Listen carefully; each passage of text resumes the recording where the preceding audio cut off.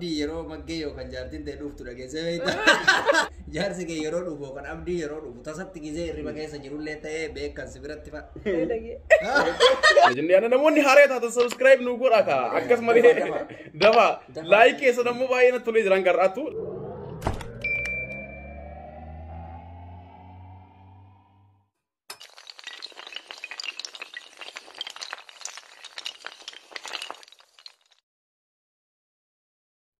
Assalamu alaikum warahmatullahi wabarakatuh. Akkam jirtan hordoftoota Maggee fi Abdii. Harka fuunee akkam nagaa jirtu hordoftoonni keenya maatiin chaanaal keenya hundi keessanuu baga nagaan nu eedan har'a dhufnee jirra. Har'a waan tokko qabannee dhufne innis maali? Gaafiidha. Gaafiin har'a kaameramaan keenya kaameraa duubaan nu gaafata. Eenyu Ready Adam Tube kamera duba gaafii nuuf qaba gaafii nu gaafatu gaafiin yaa yeroo baay'ee isinis yeroo takka takka nu gaafatanidha inni sammoo waa isin gaafachuu fedhan nun jedhe gaafii isaa asumaan nu dhageeffadha. Ready Adam Tube Jirra ayyee gaafii mati talla kallattiidhaan gara gaafii barbaachisu hin barbaachisu har'a illikii isin bahu dhufe waan ta'eef mee isin lamaan keessa eenyutu sirriitti jaallata? Waliigala sirriitti waliigaluu isin barbaada. Anis ni jaalladhaan gaa. Waliin jaallatan hin jenne bara. Eenyutu sirriitti jedhe parsantii qabaa miree waan ta'u. Anis sirriitti jaalladhaan. Ana moo isii deettee amantaadha malu. Garuu kaa bar ani akka kiyyaatti anaatu irra sirriitti jaallatan jedhee amana. Atoo. Meeshaa haa taatu fiifi garuu. Tole abdiitu sirriitti jaallataa dhugumaanuu yeroo gaafaame. Gaafii lammaffatti isin lamaan keessaa eenyutu dafee aara? Isin lamaan keessaa nama dafee aara. Walii galtaa? Sii ta'ee? Naari ni adda abbaa keetti. Gaafii sadaffatti isinii tara isin lamaan keessaa eenyutu hirriba jaallata wayyoo? Isin beekamaadha kun. Hin kaatu iyyuu ka'ii jedheen hin kaatu. Gaafii ajaa'ibaa deema. Isin lamaan keessaa yeroo wal loltan nama dafee araarama buusuuf yaaddu argitee nama tasgabbii buusuuf yaaddu. Ana. Walii galtan kanarratti baay'ee namatti toltanii gaafii shanitti isinii tara isin lamaan keessaa bultii keessan akka hin diigamne eenyutu dafee nagaya yookaan waa wayii sobee jechuudha argitee fakkeessee waan nama fakkaanne araarfatuuf yaaddu. Malachitu. Ana. Namni lama ta'uu badde qaama nama. Ana ayyee. Irratti walii gala. Anis garuu akkasuma. Sila eenyutu irraa amma dura waan akkasii isin mudate tasgabbaa'e abshirna darbaa waan hin jirre wayii fiddee qaba sobuma wayii Nu aggaatama. Nu aggaatama. Wanti nu mudanne wanta akkasii. Osoo tasaa of duratti dhufe tilmaamuun hin danda'ama gara koomoo. Kaa suni ana gaa osoo of duratti wanta akkasii dhufe kiji beestu sobaan araarfachuu waan sirri jaalattu irraanfachiisu. Anillee sii jee nama waan sirriitti jaalattuuf jechuudha. Gaafii jaaffatti tara isin lamaan keessaa ganamaan dafee kan hirribaa ka'u eenyuun? Ana. Angana manka. Hai, nyata situ godaan jechuudha gaafa tara. Hirribaa ka'a garuu ani walumaa galatti sanboora ka'ee jedhee si caqacaqa. Okay, kanaafuu si jechuudha. Ayyee, isin lamaan keessaa kan dafee beela'u. Beela'aan eenyuun? Baaburuma jedhi kan. Beela'u sirriidha. Ganama gisee beeloftu baay'isawee hin loltaa? No, hin lolu. Gara moo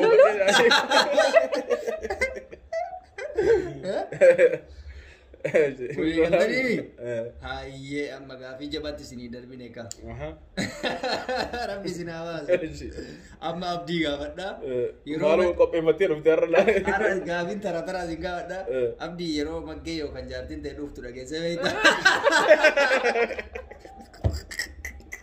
Dhagee jira isa yeroo dhuftu. Aboo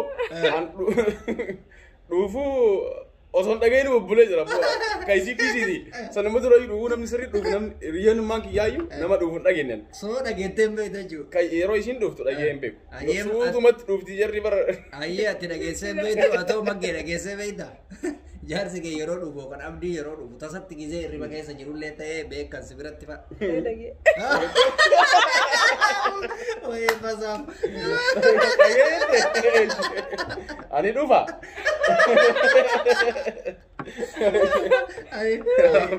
Dhokatteeti malee dhabuu. Baay'ee tokko si taasifamee jira amteeruyyuu. Hayyee gaafii biraatitti darbina. Amala maggee keessaa wanti sirriitti dinqisiifattu maa inni mee abdii? Amala jaartii keetii keessaa jechuudha. Amala jaartii kiyyaa ani kan jaaladhu moo kan dinqisiifadhu? Kan dinqisiifattu bakka asitti tolu amalli jaartii kiyyaa gaarii dheettee kan keessaa filattu. Amala hin qabdu. Akkasii miti. Amala isii keessaa ani amala isii hundaa'uu jaaladha. Garuu keessaa hoo asitti tolu. Dhugaa dubbatti bas sanuma jaala. Bakka namni dhugaa caalee hin jiru. Atoo gaafii kuni wal fakkaataadha. Amala isaa keessaa wanti sirriitti ati jaallattu abdiin kana keessaa jaalachuun akkuma jiru ta'e kan sirriitti parsantiin caalchitee jaallattu maali? Dafee yaa'ii godhuu isaati. Lola isaan jaalattaa jechuudha. Gisee takka takka bakka ulee irra baasee yaa'ii jaalattee. Ayyee ammallee gaafii akka reebisanitti deebi'eera. Gaafii baay'ee nama kolfisiisudha. Abdii uffata maggee dhiixee fi beektaa kana deebistee itti siyaasa qabudha. Abdii gaafataadha. Abdii uffata maggee dhiixee fi beektaa miiccitee jechuudha. Hin beeku. Beeku gaafii dabalataan qabamu. Maaliif gaa? Maashinaan dhiidhaam yeroo hedduu. Kanaaf soo maashinni ofii yaasaree sitti harkaan keessaa keessaa baasummaa baasee biyya kan isin ittiin naqne malee kan isin dhiqeessan kan ittiin naqxe dhiqame san ani baasee afaaffaa qilleensa irratti. Paantii ooftee beektaa? Paantii ishii.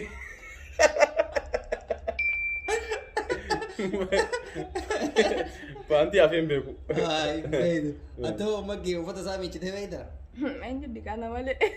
Paantii illee sima dhiqaafi? Egaa. Hundaa isima naa dhiqaa. Dhiqas bila. Inni atoo duuba maaf hin godhane maal tokko maal Nan kun namni malee nama godhanis. Ayyee gaafii ajaa'ibaati kuni. Gaafii biraatti darbinaa maggee okay kana si gaafadhee jira. Wanti abdiin si kijibee dhugaa ta'e jira maggee fakkeenyaaf amma namni tokko kaa sobee sobni isaa sun ka dhugaa ta'e. Wanni inni akka jibamu gaafa dura na fuudhuu deeman sanii mana viillaa tokko adaama jaarreen hojii. Amaluma dhiirotaati kuni. Viillaa qabaa. Ramboo kana giseen dhufu na garree viillaa. Suuraa ergeef. Suuraa viillaa ollaa keetii. Wayi Itoophiyaa biyya bar nama biyya jirutu wanta akkas manni kun ka abbaa kiyyaati faa jedhee manuma namaa namatti argisiisa. Ati suuraa argisiifte. Inni suuraa na argisiise bakka yoo galillee rakkoo. Googil irraa buufate suuraa nuu beekaa. Yoo galillee rakkoo qabu naan jee. Hayyee amma abdiitti deebi'a. Abdii erga jaalala jalqabdanii maggee shakkitee beektaa. Shakkii wayiin jiraami. Shakkuun kun waan biraati illee miti waan baay'ee qaba. Waanuma shakkite wayii qabdaa walumaa galatti. Shakkeen beeku. Garuu wanti tokko nama qunnamuu danda'a malee shakkii akkasitiin shakkuun ni amanaan waan hunda caalaa. Sirriitti amantaa jechuudha. Sirriitti amanaan. Atoo maggee abdii kana shakkitee beektaa argattee dhumte. Tasumallee boo isin uummata walaabuu akkam das nama jettanii. Haaya gaafii biraatti isinii darbaa maggee wanta abdiin siif godhe keessaa kan ati hin irraanfanne jira. Sirriitti bakka hin jiraame namni inni waan baay'ee si godhe garuu kan hin irraanfanne.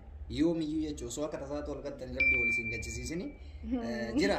Bishaan irratti sarginaa godhuudha. Waan takka Oromoon goote hin beekne jechuudha. Gaafii kana naa deebistee yaadaa ture baay'ee natti tole maaliif zawee Oromoo nama dura bishaan irratti yookaan iddoo bashannanaa turizimii deemee cidha godhatee hin jiru cidha san baay'ee anillee irratti argamu guyyaaf dasna jedheera. Okay gaafiin inni biraa abdii ati maggeedhaaf nyaata dalaydee ni beekta. Nyaata akkamii dalaydeef yoo dalayde yoo dalagin immoo maaf hin dalagin? Okay. Ani nyaata dalagee hin beeku. Dalageef hin beeku. Maaliif hin dalagin bire? Gaafiin itti aanu immoo maaf hin dalagin? Yeroo takka taraa waliin nafaa waliin janna akkanumaan isiin gaafa raftuun jiraame hirribaan kaasuuni an ka'ee dalaguuf. Garuu yaadee yeroo ani shunkurtii maalii qopheeffadhe jedhu narraa badaa dhugaadha dubbii isaa bilbilaan alaa bargarii maali ajajaaf. Kun hojjetee miti qaama mallaqa hambita osoo hin taane harkeetiin hojjetee hin beekne. Ayyee amma maggee gaafadha.